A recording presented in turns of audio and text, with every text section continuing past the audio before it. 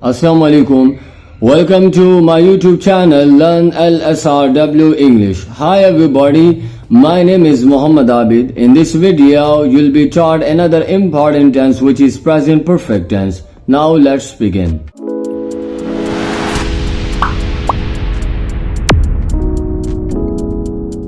Present perfect tense. It is frequently used among all 12 tenses. ये तमाम 12 tenses में बहुत ज़्यादा इस्तेमाल होने वाला एक tense है और बहुत आसान भी है, ठीक है ना। लोगों का इसके हवाले से जो है मिसकंसेप्शन भी है, तो आज की इस वीडियो में जो मिसकंसेप्शन है, जो कंफ्यूजन है, तो वो हम क्लियर करेंगे, ठीक। प्रेजेंट परफेक्ट टेंस का आइडिया क्या होता है? First of all we must understand the idea of this tense. So now look at the definition. It shows an action. It means this present perfect tense कि एक अमल को जाहिर करता है, ठीक है ना। हम हर स्ट्रक्चर में जो अमल की बात करते हैं, यानी वर्ब यानी एक्शन की बात करते हैं कि अमल हुआ है, अमल होना चाहिए, अमल होगा, ठीक है ना। तो यहाँ पर भी एक अमल की बात हो रही है कि एक अमल को जाहिर करता है, which started and finished, जो स्टार्ट हुआ हो और खत्म भी हुआ हो, ठीक है ना। इसका मतलब है कि एक अमल हुआ हो आसान लफ्जों में। At an unparticular time in the past. पास में यानी माजी में नामालूम वक्त में, ठीक है ना। यानी पास में माजी में नामालूम वक्त में एक अमल हुआ हो तो इसी को ही प्रेजेंट परफेक्ट टेंस कहा जाता है. And I have discussed about the past. मैंने पास्ट के बारे में डिस्कस किया हुआ था इन सिंपल पास्ट वीडियो कि पास्ट क्या होता है. अभी जो मैं पढ़ा रहा हूँ ये क्या है? ये प्रेजेंट, ठीक है ना।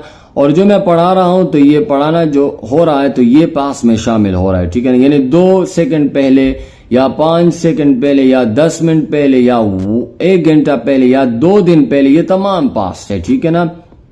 तो पास में एक अमल हुआ होता है माजी में, लेकिन नामालूम वक्त में हुआ होता है, तो इसी को ही प्रेजेंट परफेक्ट टेंस कहा जाता है.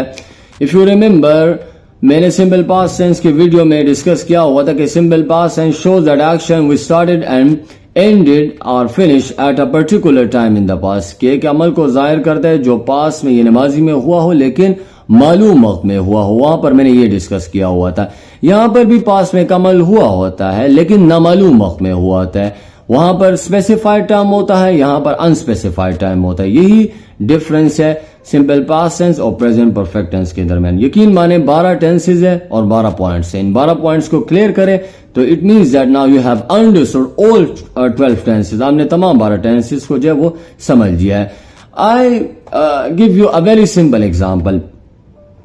मैं आपको आसान सी एग्जाम्पल देता हूं, दोनों के डिफरेंस के हवाले से आपको बेहतर तरीके से समझ आ जाएगी, ठीक है ना.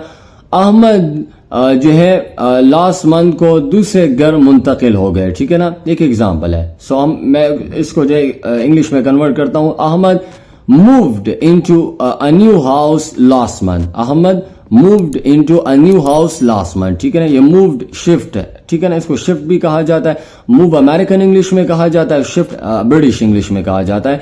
अहमद जो है वो लास्ट मंथ यानी पिछले मंथ को वो एक दूसरे घर मुंतकिल यानी शिफ्ट हो गया है, ठीक है ना. ये मूव जो है एक अमल है और ये हुआ है पास्ट में. पास्ट में कब हुआ है? लास्ट मंथ में हुआ है, ठीक है ना. तो ये सिंपल पास्ट टेंस है. अब इसी का ही मैं प्रेजेंट परफेक्ट टेंस बनाता हूं. तो मैं किस तरह बनाऊंगा? Ahmad has moved into a new house. Ahmad जो है वो नए घर में जो है नए घर मुंतकिल हो गया है, ठीक है ना. मूव्ड अमल है, हुआ है. कब हुआ है? टाइम मालूम नहीं है, ठीक है ना. तो इसी को प्रेजेंट परफेक्ट टेंस कहा जाता है. वहां पर लास्ट मंथ है, यहां पर कोई टाइम नहीं है, ठीक है ना. तो यही डिफरेंस है सिंपल पास्ट और प्रेजेंट परफेक्ट टेंस के दरमियान, ठीक है ना. तो यही आइडिया था. So now look at the structure. आप स्ट्रक्चर को देखिए, ठीक है ना. स्ट्रक्चर में हमने पहले सब्जेक्ट लगाना है, फिर उसके बाद हैव एंड स्लैश हैज, ठीक है ना. Now these are auxiliaries, okay, और हेल्पिंग वर्ब. और फिर उसके बाद verb third form and plus roots. All perfect tenses, तमाम जो परफेक्ट टेंसेज है, जो प्रेजेंट परफेक्ट टेंस है या पास्ट परफेक्ट टेंस है या फ्यूचर, इनमें जो है वर्ब का थर्ड फॉर्म आता है, ठीक है ना. ये न कि सेकंड या फर्स्ट फॉर्म, ठीक. अब आते हैं हैव यानी ऑक्सिलरी किसके साथ लगाना है, हेल्पिंग वर्ब, और हैज किसके साथ लगाना है. तो यहां पर मैंने लिखा हुआ है हैज जो है when the subject is singular, he she it singular name हो तो उसके साथ हैज हेल्पिंग वर्ब लगाना है. और जब जो है subject I we you they plural name हो तो उसके साथ हैव लगाना है, ठीक है ना. Now look at the example. Nisha has passed matric. Nisha ने जो है मैट्रिक पास किया है, ठीक है ना. अब यहां पर पास करना है, ठीक है ना, यानी क्वालिफाई, ये एक अमल है, ठीक है ना. ये निशा ने किया है. कब किया है टाइम मालूम नहीं है, लेकिन पास्ट में ये अमल हुआ है, ठीक है ना। सो जब एक अमल पास्ट में हुआ हो और उसका टाइम मालूम ना हो तो इसी को ही प्रेजेंट परफेक्ट टेंस कहा जाता है, ठीक है ना। So which one is main verb in this sentence, इसमें मेन वर्ब कौन सा है, डेफिनेटली पास्ट, और इसका करने वाला कौन है, निशा, ये फीमेल का नाम है। सो यहाँ पर निशा क्या हो गई, ये सब्जेक्ट हो गई, doer of an action is called subject, और निशा सिंगुलर है, यहाँ पर मैंने लिखा हुआ है सिंगुलर नेम के साथ हैज ऑक्सिलरी आता है, तो यहाँ पर ये हैज जो है ये ऑक्सिलरी यानी हेल्पिंग वर्ब आ गया। फिर उसके बाद past first form, past and past ये थर्ड फॉर्म है, तो पास्ट थर्ड फॉर्म आ गया, और मैट्रिक जो है ये और रोट्स आ गया रेस्ट ऑफ द सेंटेंस, ठीक है ना। अब इसी एग्जांपल का मैं सिंपल पास्ट टेंस बनाता हूं कि निशा पास्ट मैट्रिक इन 2015, निशा ने जो है 2015 में मैट्रिक पास किया, ठीक है ना। तो पास करने का अमल है, पास में हुआ है, लेकिन टाइम मालूम है, हाँ बिल्कुल मालूम है, कब हुआ ये अमल, 2015 में हुआ है, ठीक है ना। तो जब टाइम मालूम होता है और एक अमल पास में हुआ होता है, इसको सिंपल पास्ट टेंस कहा जाता है, और जब एक अमल हुआ होता है और उसका पास में हुआ होता है, उसका टाइम मालूम ना हो हमें, तो उसको ही प्रेजेंट परफेक्ट टेंस कहा जाता है।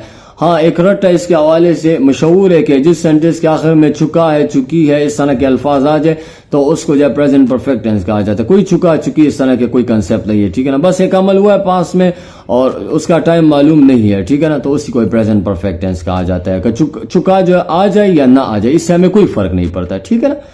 So now look at the next example, he has gone, वो गया हुआ है, ठीक है ना। एक बंदा आया हुआ था फॉर एग्जांपल आपके पास या मेरे पास, और बैठा हुआ था, वो चला गया है, लेकिन कब चला गया, आई don't know about the time, मुझे टाइम के बारे में नहीं पता कि कब गया हुआ है, ठीक है ना, लेकिन वो जा चुका है, ठीक है ना, एक अमल हुआ है, ठीक है ना।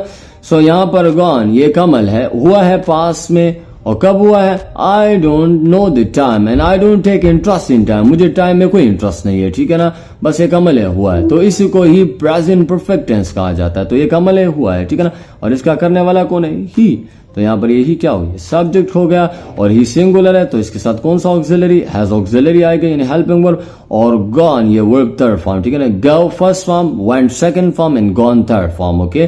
सो according to structure we are supposed to put verb third form, यानी पास्ट पार्टिसिपल हमने पुट करना है, तो उसी के मुताबिक हमने वर्ब का जो है थर्ड फॉर्म पुट किया है। Now there is no roots कोई कंपलसरी नहीं है। For example when someone ask you why you use present perfect tense in this sentence, आपने इस सेंटेंस में प्रेजेंट परफेक्ट टेंस का क्यों इस्तेमाल किया, तो क्यों का जवाब होना चाहिए, तो आपका जवाब ये होगा कि गॉन जाना एक अमल है, हुआ है पास में, बट टाइम मालूम नहीं है, so that's why I use present perfect tense, तो इससे मैंने प्रेजेंट परफेक्ट टेंस का इस्तेमाल किया, ठीक है। Now look at the next one, I have met guest, मैं मेहमानों से मिल चुका हूं, ठीक है ना। ये मिलना एक अमल है, हुआ है पास में, कब हुआ है टाइम मुझे मालूम नहीं है, लेकिन हुआ है, ठीक है ना।